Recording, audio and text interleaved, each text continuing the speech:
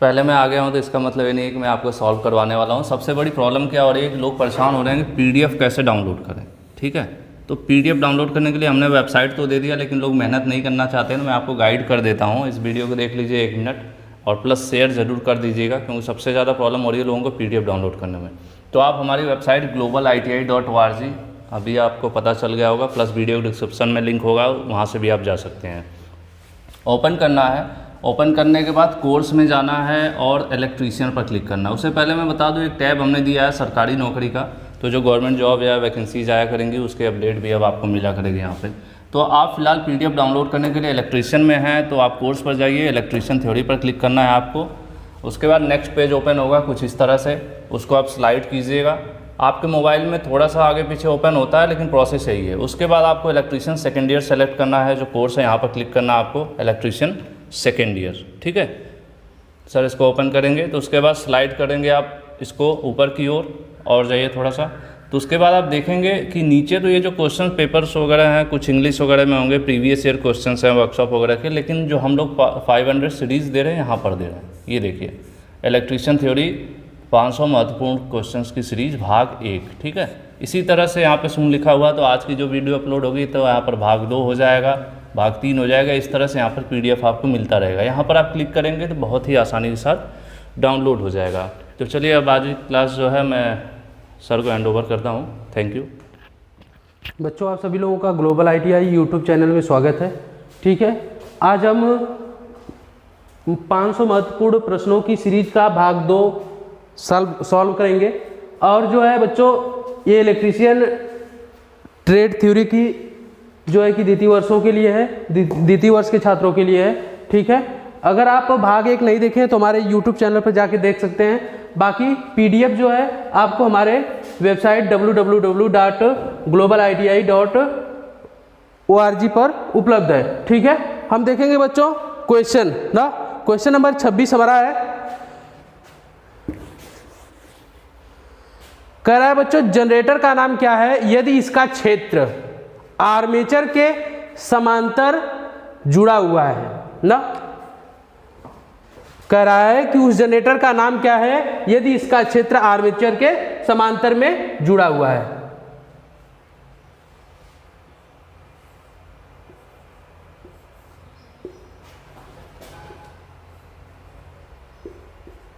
Load है बच्चों, ठीक है, और ये हमारा आर्मेचर है, इसी की बात कर रहा है,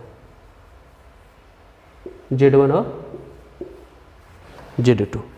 कह रहा है इस प्रकार के जनरेटर का क्या नाम है। पहला ऑप्शन दिया है शंट जनरेटर, दूसरा दिया है सीरीज जनरेटर, और तीसरा दिया है यौगिक जनरेटर, और चौथा दिया है क्या बच्चों, स्वयं उत्तेजित जनरेटर, मतलब सेल्फ एक्साइटेड जनरेटर।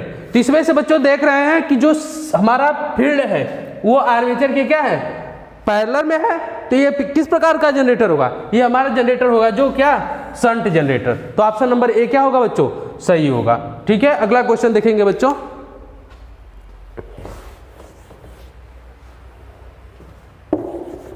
अगला क्वेश्चन है बच्चों, डीसी जनरेटर में पोल शू का उद्देश्य क्या है ना। जो हम डीसी जनरेटर में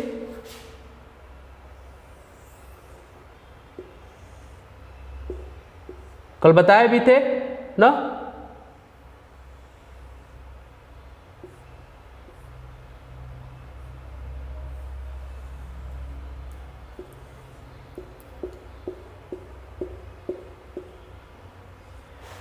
पूछ रहा है इस पोल शू का, यही तो है पोल शू ना, पोल शू ना।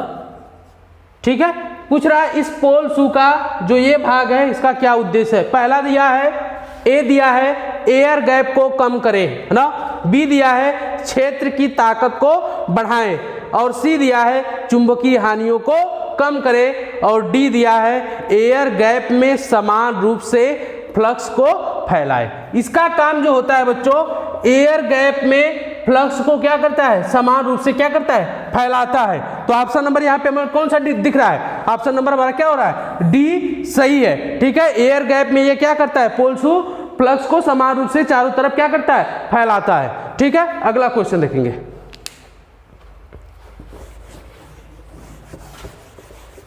अगला क्वेश्चन दिया है बच्चों, क्वेश्चन नंबर 28 दिया है डीसी जनरेटर में स्प्लिट रिंग का क्या कार्य है ना। ए दिया है बच्चों निरंतर वोल्टेज बनाए रखे, बी दिया है धारा को एक दिशा में एकत्र करता है, सी दिया है ब्रश पर वोल्टेज ड्रॉप को कम करता है, और डी दिया है रेटेड की तुलना में टर्मिनल वोल्टेज को क्या करता है, बढ़ाता है। ये दिया है तो इसमें स्प्लिट रिंग का जो कार्य होता है बच्चों, धारा को एक दिशा में कलेक्ट करने का कार्य होता है। तो यहाँ पे हम देख रहे हैं कि ऑप्शन नंबर हमारा बी क्या हो रहा है, सही है, धारा को एक दिशा में एकत्र करता है। अगला क्वेश्चन देखेंगे,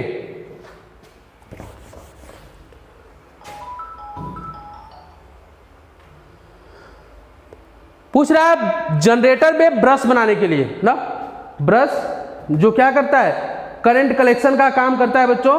उसी की बात, जनरेटर में ब्रश बनाने के लिए किस सामग्री का उपयोग किया जाता है, तो यहाँ पे ऑप्शन देख लें, स्टील और ग्रेफाइट, बी जो होता है कार्बन और ग्रेफाइट, सी जो दिया है बच्चों ढलवा लोहा और ग्रेफाइट, और डी दिया है बच्चों एल्युमिनियम और ग्रेफाइट। कार्बन ब्रश जो होता है बच्चों वो कम्यूटेटर द्वारा, जो कम्यूटेटर क्या करता है, एसी को डीसी में बदलता है, और डीसी धारा को ये क्या करता है, कार्बन ब्रश ही क्या करता है, आउटपुट के रूप में बाहर ले जाता है। ये बताइए कि सबसे पहले कि हम ब्रश जो बनाएंगे वो हमारी जो धातु होनी चाहिए वो कौन सी धातु होनी चाहिए, हार्ड धातु नहीं होनी चाहिए। अगर हार्ड धातु रहेगी तो क्या करेगी, कम्यूटेटर को बच्चों वो मतलब कह सकते हैं कि काट देगी ना, कम्यूटेटर को क्या करेगी, मतलब नुकसान पहुंचाएगी, क्षति पहुंचाएगी, ठीक ना।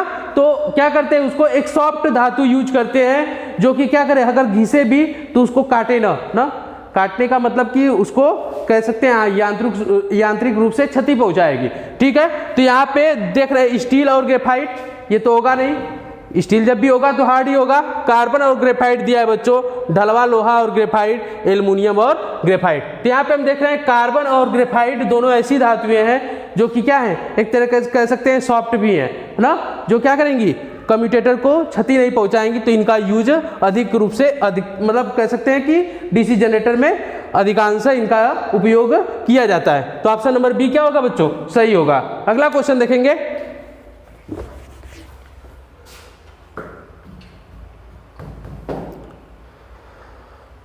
क्या कह रहा है कि क्यों डीसी जनरेटर अपने अवशिष्ट चुंबकत्व को खो देते हैं ना। फील्ड वाइंडिंग में जानते हैं बच्चों कि उसी में अवशिष्ट चुंबकत्व होता है ना। थोड़ा सा इसको बड़ा बनाएंगे ना। कह रहा है कि क्यों डीसी जनरेटर अपने अवशिष्ट चुंबकत्व को खो देते हैं।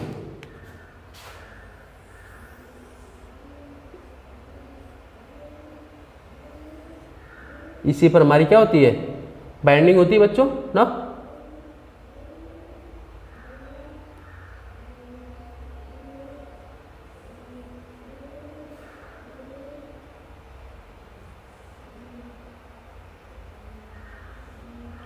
ठीक ना।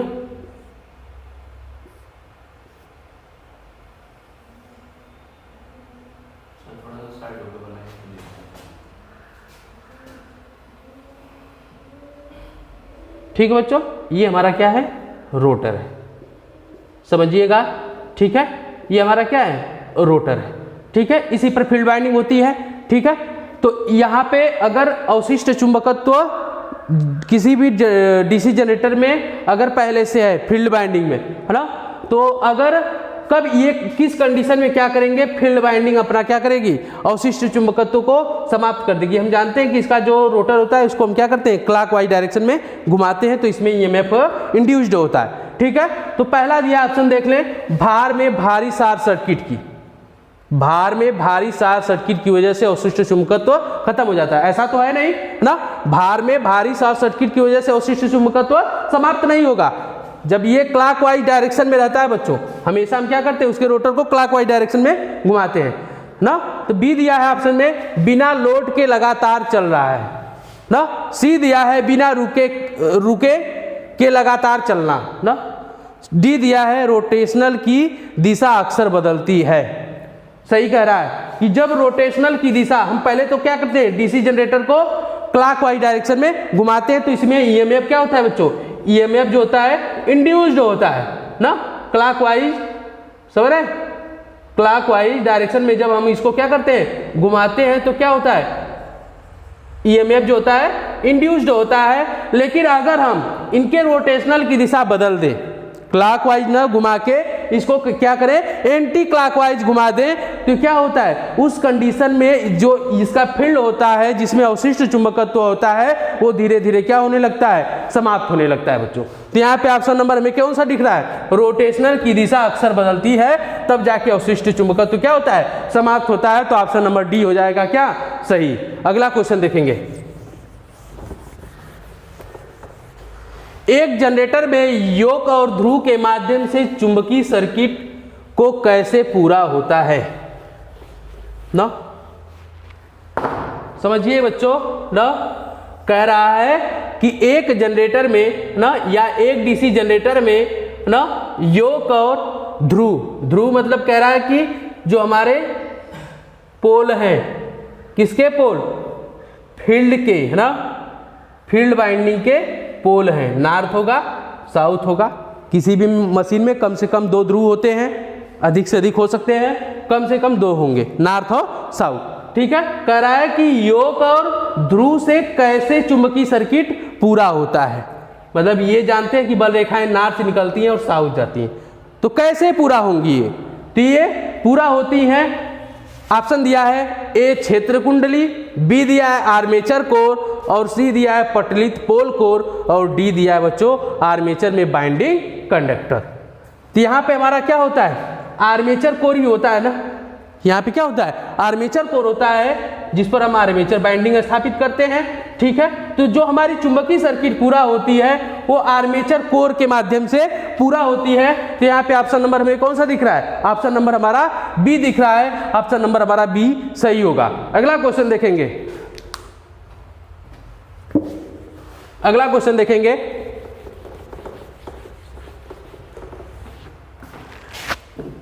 डीसी शंट जनरेटर में लोड बढ़ने पर टर्मिनल वोल्टेज कम क्यों हो जाती है ना, ए दिया है आर्मेचर प्रतिक्रिया प्रभाव के कारण, बी दिया है आर्मेचर प्रतिरोध में वृद्धि के कारण, और सी दिया है ब्रश वोल्टेज की वजह से गिरावट कम हो जाती है, और डी दिया है शंट फील्ड प्रेरकत्व में वृद्धि के कारण। जो टर्मिनल वोल्टेज होती है बच्चों लोड बढ़ने पर घट जाती है, वो आर्मेचर रिएक्शन के प्रभाव के कारण ऐसा होता है। मोटर में जनरेटर में आर्मेचर रिएक्शन जो होता है उसके इफेक्ट के कारण, उसके प्रभाव के कारण क्या होती है, हमारी टर्मिनल वोल्टेज कम हो जाती है। तो यहाँ पे ऑप्शन नंबर कौन सा सही होगा हमारा, ऑप्शन नंबर हमारा है ए सही होगा। आर्मेचर प्रतिक्रिया प्रभाव के कारण टर्मिनल वोल्टेज क्या होती है, कम हो जाती है लोड बढ़ने के साथ। ठीक है, अगला क्वेश्चन देखेंगे,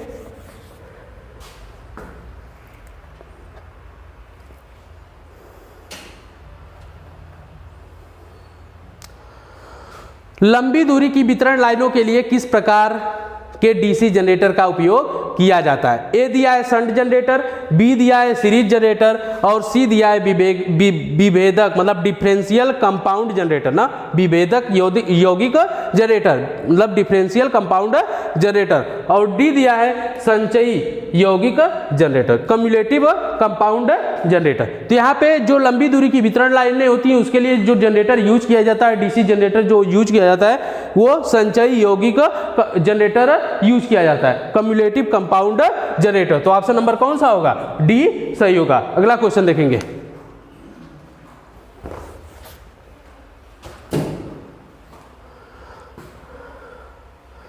डीसी जनरेटर में इंसुलेशन प्रतिरोध को बेहतर बनाने के लिए किस विधि का उपयोग किया जाता है। पहला दिया है ब्रश को बार बार बदलना ना, बी दिया है ए दिया है ब्रश को बार बार बदलना, बी दिया है समय समय पर मशीनों को गर्म करना, और डी दिया है बच्चों नियमित रूप से कम्यूटेटर सेगमेंट की सफाई करना, और डी दिया है रखरखाव के दौरान मशीन में गर्म हवा देना। ठीक है बच्चों, तो कह रहा है इंसुलेशन प्रतिरोध को बढ़ाने के लिए, बेहतर बनाने के लिए किस विधि का उपयोग किया जाता है। ठीक है, तो यहाँ पे जो दिख रहा है बच्चों, रख रखाव के दौरान अगर हम मशीन को गर्म हवा देंगे ना तो उससे क्या होता है, मशीन का जो इंसुलेशन प्रतिरोध होगा वो क्या हो जाए, उसमें वृद्धि होगी ना। तो ऑप्शन नंबर हमारा कौन सा सही होगा? डी सही होगा बच्चों, है ना, रख रखाव के दौरान मशीन में गर्म हवा देना। ठीक है, अगला क्वेश्चन देखेंगे।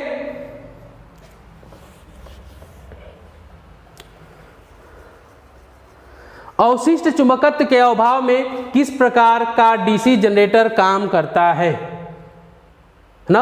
अवशिष्ट चुंबकत्व के अभाव में किस प्रकार का डीसी जनरेटर काम करता है? बच्चों, अगर हम अवशिष्ट चुंबकत्व डीसी जनरेटर में न हो तो क्या हमारा डीसी जनरेटर जो है कि आउटपुट के रूप में हमें सप्लाई प्रदान करेगा? नहीं करेगा, है ना। अवशिष्ट चुंबकत्व नहीं रहेगा तो मैग्नेटिक फील्ड से ये आर्मेचर कटेंगे नहीं, और जब कटेंगे नहीं बच्चों तो यहाँ पे ईएमएफ इंड्यूस्ड नहीं होगा। ठीक है, तो इसके लिए क्या होगा? जब इसमें किसी प्रकार का अवशिष्ट चुंबकत्व नहीं होगा तो ईएमएफ इंड्यूस्ड नहीं होगा, तो डीसी जनरेटर होगा ही नहीं ना। तो इसके लिए क्या है कि बच्चों, अगर इसमें अगर हम क्या करें, इसके बाइंडिंग को हम बाहरी सोर्स डीसी सप्लाई से कनेक्ट कर दें, है ना, क्या कर दें, बाहरी सोर्स से कनेक्ट कर दें बच्चों, तो ये क्या होगा, इसमें मैग्नेटिक फील्ड उत्पन्न हो जाएगा फील्ड वाइंडिंग में, और ये आर्मेचर को क्रॉस करेगा, है ना, फील्ड वाइंडिंग में जैसे ही सोर्स जोड़ेंगे डीसी सप्लाई ना, डीसी सप्लाई देंगे, उसमें क्या होगा, इसमें भी मैग्नेटिक फील्ड उत्पन्न होगा, और ये बल रेखाएं क्या करेंगी, इस आर्मेचर कंडक्टर को क्या करेंगी, क्रॉस करेंगी, जिसके फलस्वरूप इसमें क्या होगा, ईएमएफ उत्पन्न होगा। तो जो इस प्रकार का जनरेटर होता है वो कौन सा जनरेटर होता है ना? देखें, शंट जनरेटर, श्रेणी जनरेटर, सी दिया है यौगिक जनरेटर, और डी दिया है अलग से उत्तेजित जनरेटर। तो यहाँ पे कौन सा जनरेटर दिख रहा है हमें? अलग से उत्तेजित जनरेटर ही दिख रहा है ना, कि अवशिष्ट चुंबकत्व तो ना हो तो बाहरी सोर्स की आवश्यकता पड़ेगी। जब बाहरी सोर्स की आवश्यकता पड़ेगी बच्चों, तो ये जो जनरेटर होगा वो कैसा होगा, अलग से उत्तेजित जनरेटर होगा। अगला क्वेश्चन देखेंगे, तो यहाँ पे ऑप्शन नंबर कौन होगा? डी होगा। ठीक है, अगला क्वेश्चन देखेंगे बच्चों।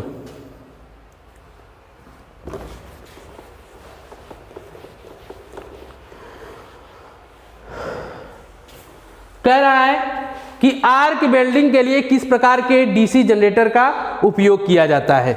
ए दिया है शंट जनरेटर, बी दिया है सीरीज जनरेटर, और सी दिया है क्या बच्चों? सी दिया है विभेदक यौगिक जनरेटर, डिफरेंशियल कंपाउंड जनरेटर, और डी दिया है जो संचयी यौगिक जनरेटर, मतलब कम्युलेटिव कंपाउंड जनरेटर। तो जो आर्क वेल्डिंग के लिए डीसी जनरेटर यूज होते हैं वो होते हैं डिफरेंशियल कंपाउंड जनरेटर या विभेदक यौगिक जनरेटर। तो यहाँ भी ऑप्शन नंबर हमारा क्या होगा? सी जो होगा सही होगा। अगला क्वेश्चन देखेंगे।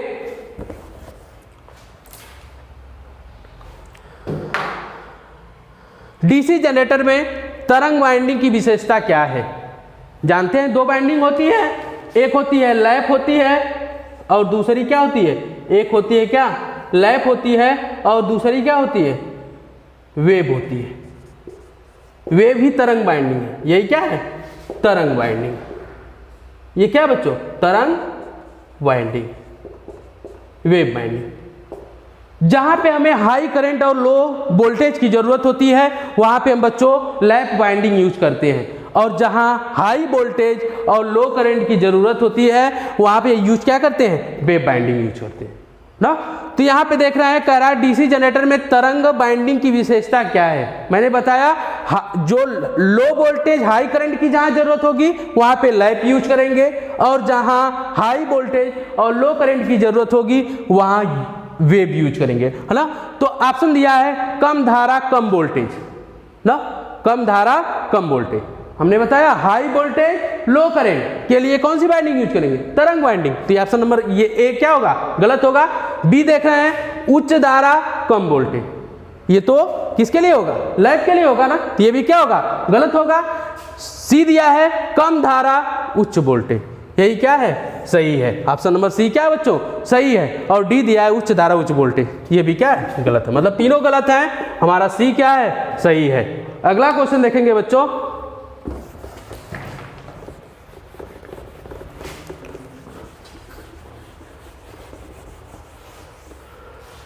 डीसी जनरेटर में कम्यूटेटर संयोजन में प्रयुक्त प्रतिरोध तार ना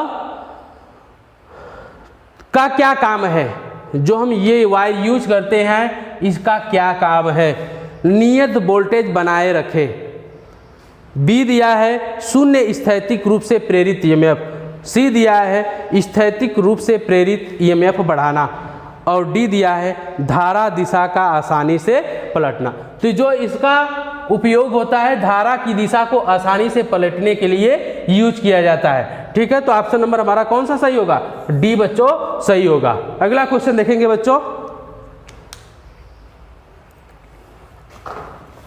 डीसी जनरेटर में ठोस पोल शू का उपयोग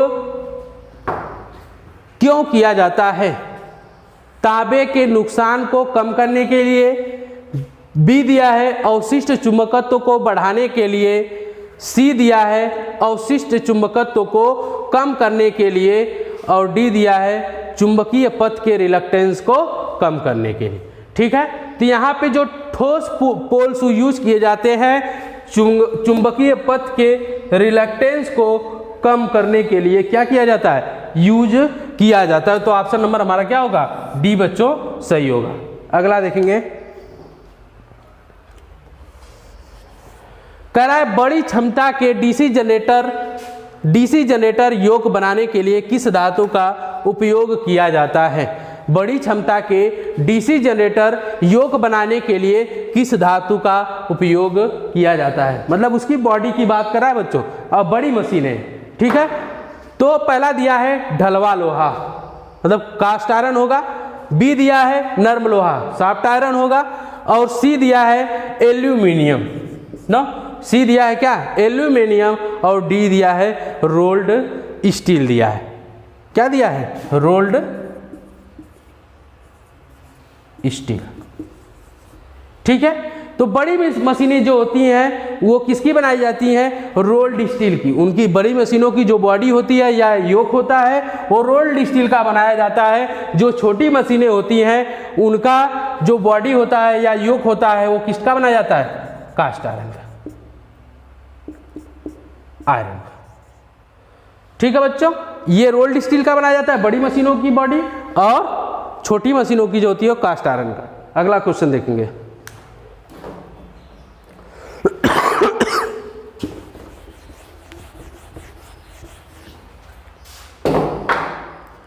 डीसी जनरेटर में स्प्लिट रिंग का क्या कार्य है? सेम क्वेश्चन है, रिपीट है। लगातार आउटपुट की आपूर्ति, बी दिया है एक दिशा में आउटपुट बनाता है, सी दिया है विपरीत दिशा में आउटपुट करता है, और डी दिया है प्रत्यावर्ती कंडक्टर से आउटपुट एकत्र करता है। इसमें ऑप्शन नंबर हमारा क्या होगा? बी सही होगा बच्चों। एक दिशा में क्या करता है? आउटपुट बनाता है। ठीक है, अगला क्वेश्चन देखेंगे,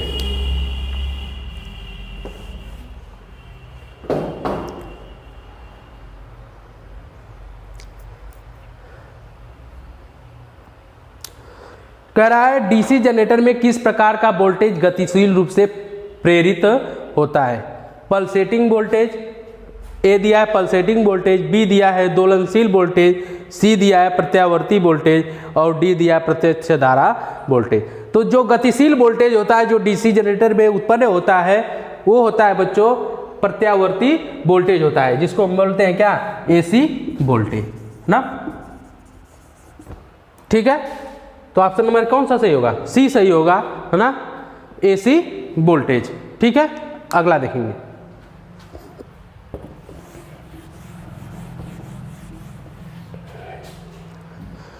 यक्स के रूप में चिन्हित स्लॉट का उद्देश्य क्या है ना? ए दिया है कुंजी का तरीका ठीक करने के लिए, बी दिया है वायु परिसंचरण बनाने के लिए, डी सी दिया है स्नेहक उद्देश्य के लिए, और डी दिया है शाफ्ट से आसानी से हटाने के लिए, है ना। तो यहाँ पे जो है ऑप्शन नंबर कौन सा सही होगा? ए सही होगा। कुंजी तरीका ठीक करने के लिए क्या किया जाता है? यूज किया जाता है चिन्नी स्लॉट जो है। ठीक है, अगला देखेंगे,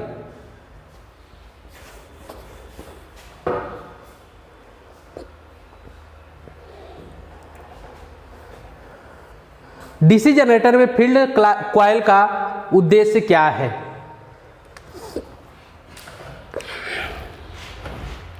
बच्चों समझेंगे, डीसी जनरेटर जो होता है उसमें फील्ड कॉइल का क्या उद्देश्य होता है ना।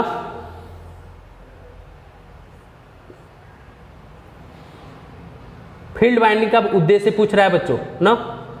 फील्ड वाइंडिंग का उद्देश्य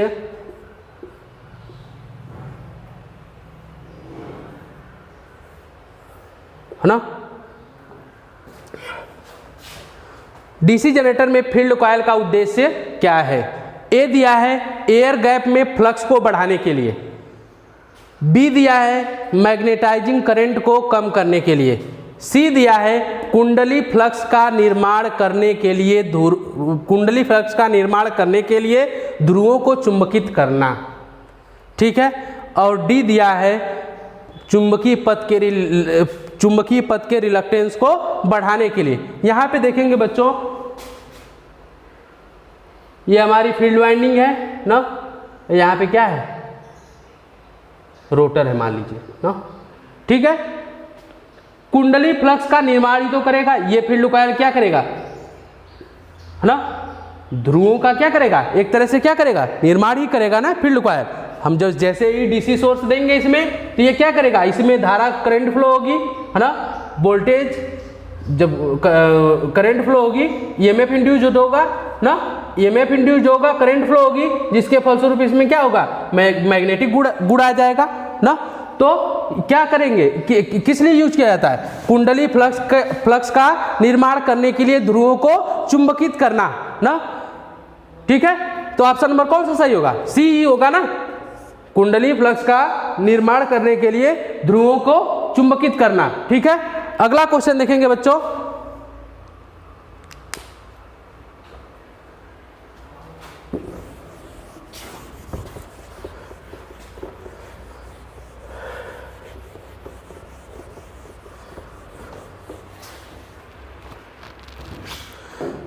क्वेश्चन दिया है बच्चों, बड़े डीसी जनरेटर मशीनों के पोल कोर बनाने के लिए किस धातु का उपयोग किया जाता है। ऑप्शन दिया है बच्चों, ए नर्म लोहा, बी दिया है ढलवा लोहा, और जो सी दिया है बच्चों ढलवा इस्पात, और डी दिया है स्टेनलेस स्टील ना। तो यहाँ पे क्या होगा, डीसी जनरेटर मशीनों के पोल कोर बनाने के लिए किस धातु का उपयोग किया जाता है ना। तो यहाँ पे क्या होगा, ढलवा इस्पात होगा ना। ऑप्शन नंबर क्या होगा, सी हमारा क्या होगा, सही होगा। अगला क्वेश्चन देखेंगे,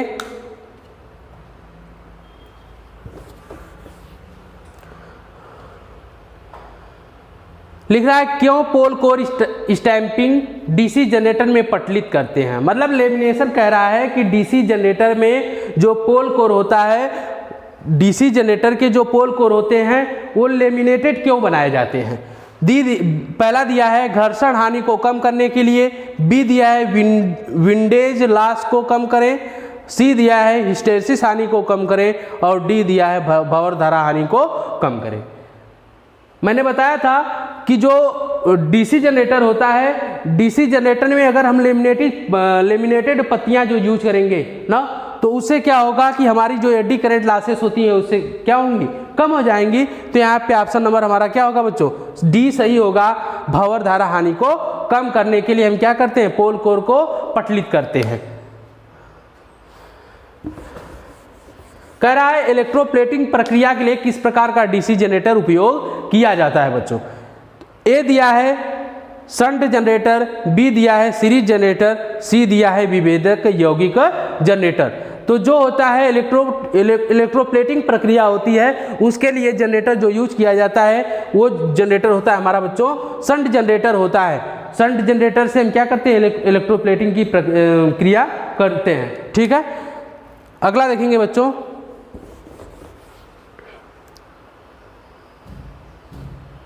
डीसी जनरेटर में कंपनसेटिंग वाइंडिंग का उद्देश्य क्या है।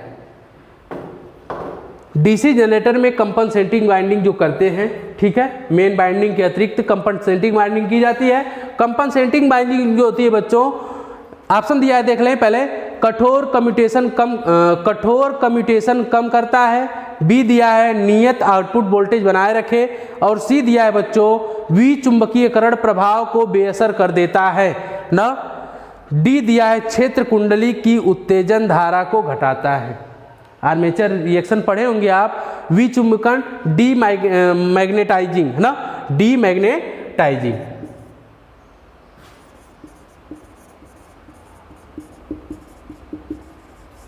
डीमैग्नेटाइजिंग इफेक्ट को कम करने के लिए या बेअसर करने के लिए हम क्या करते हैं, कंपनसेटिंग बाइंडिंग का उपयोग किया जाता है। ठीक है, तो ऑप्शन नंबर कौन सा सही होगा, सी हमारा सही होगा। विचुंबकीकरण प्रभाव को बेअसर कर देता है कंपनसेटिंग बाइंडिंग, जो मेन बाइंडिंग के अतिरिक्त की जाती है। तो ऑप्शन नंबर हमारा सी क्या होगा, सही होगा।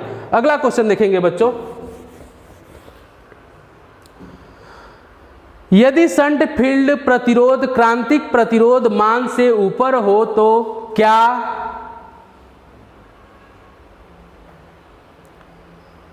यदि शंट फील्ड प्रतिरोध क्रांतिक प्रतिरोध मान से ऊपर है तो क्या प्रभाव पड़ता है। शंट फील्ड प्रतिरोध की बात कर रहा है, अगर उसका मान क्रांतिक प्रतिरोध मान से भी एबव है तो क्या होगा। आउटपुट वोल्टेज पल्सेटिंग है, ए दिया है क्या, आउटपुट वोल्टेज पल्सेटिंग है। बी दिया है आउटपुट वोल्टेज सामान्य से ऊपर है। सी दिया है जनरेटर वोल्टेज बनाने में विफल रहता है। और डी जो है जनरेटर समान रूप से वोल्टेज बनाता है। तो बच्चों जो फील्ड वाइंडिंग का प्रतिरोध अगर क्रांतिक प्रतिरोध से ऊपर हो जाता है तो हमारा जो जनरेटर होता है वो वोल्टेज बनाने में क्या होता है, पूर्ण रूप से विफल हो जाता है। तो ऑप्शन नंबर हमारा क्या होगा, सी सही होगा। जनरेटर क्या होता है, वोल्टेज बनाने में विफल रहता है। ठीक है, अगला क्वेश्चन देखेंगे बच्चों, डीसी जनरेटर में आर्मेचर प्रतिक्रिया का प्रभाव क्या है ना। आउटपुट वोल्टेज बढ़ता है, आउटपुट वोल्टेज कम हो जाता है, आउटपुट वोल्टेज स्पंदित हो रहा है, आउटपुट वोल्टेज शून्य हो जाता है। तो अगर आर्मेचर प्रतिक्रिया रहेगी, आर्मेचर इफेक्ट रहेगा बच्चों, तो क्या होगा, आउटपुट वोल्टेज हमारा क्या होता है, कम हो जाता है। तो ऑप्शन नंबर हमारा क्या होगा, बी सही होगा। ठीक है बच्चों, आज के लिए बस इतना ही बच्चों। हम अगली क्लास में फिर से जो इसके नेक्स्ट मतलब भाग रहेंगे उसके बारे में बताएंगे। ठीक है, हमारे वीडियो को लाइक शेयर और सब्सक्राइब जरूर करें। तब तक के लिए